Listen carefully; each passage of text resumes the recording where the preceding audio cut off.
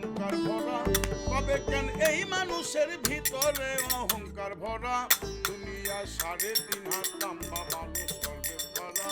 দুনিয়া 3.5 হাত লম্বা। আসলে এখান থেকে প্রশিক্ষণ নিয়ে আমি আস্তে আস্তে আরো ভালো কিছু করে আমি একসময় টেলিভিশনে আমি অনুষ্ঠান করব, যেখানে আমি বিভিন্ন চরিত্রে আমি নিজেকে তুলে ধরবো। এটা আমার একটা বড় আশা। আমার ইমোশনাল রোলটা বেশি প্লে করতে ভালো লাগে। বিশেষ করে আমাদের প্রতিবন্ধী মানুষ যারা আছে তারা যে কষ্টে থাকে এটা কিন্তু একটা সাধারণ মানুষ কিন্তু কখনোই বুঝতে পারবে না। এবং আমাদের থিয়েটার চর্চাটাই এরকম, যখন আসবে এবং যখন হচ্ছে ওয়ার্কশপটা হবে, ওয়ার্কশপটার কাজই হচ্ছে যে আমরা সম্মিলিতভাবে কাজটা করব।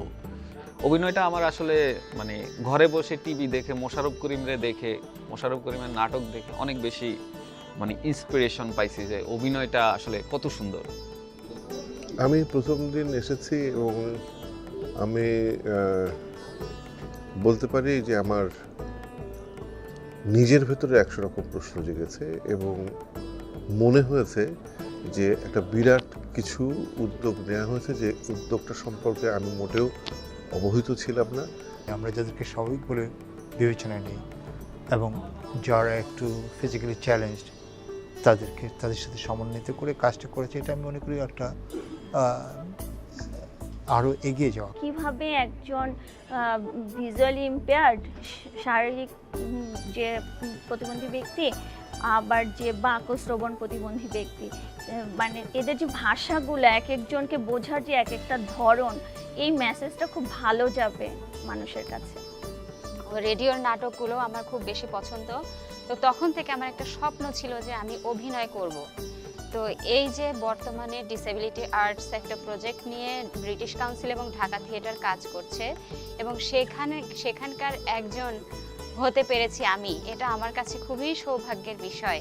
অনুভূতি প্রকাশের জায়গাটা আমরা সকলেই আসলে কোনো না কোনোভাবে লালন করি, পালনও করতে চাই। সকলে পারি না, সেরকম তারাও হয়তো সকলে পারেন না যাদেরকে আমরা প্রতিবন্ধী বলি, কিন্তু তাদের যে সেই বাসনা, সেই ইচ্ছা এবং সেই প্রকাশভঙ্গিটা একই রকম আছে, সেটিকেই আমি স্যালুট করতে চাই।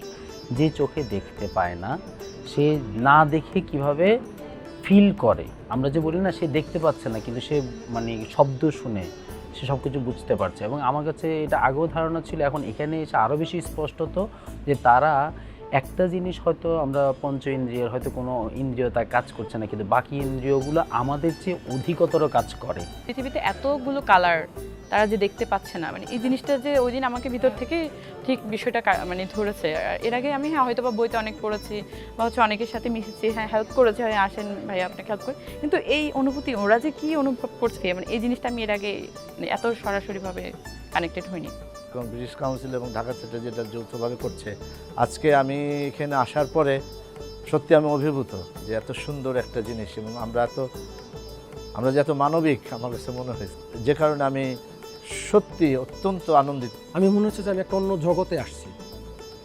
আর অভিনয়ের জগৎ তো কখনো খালি টিভিতে এতদিন দেখেছি মানুষের অভিনয়, আমি নিজে করব আসলে এটা আমি মানে কোনোদিন কল্পনা করিনি।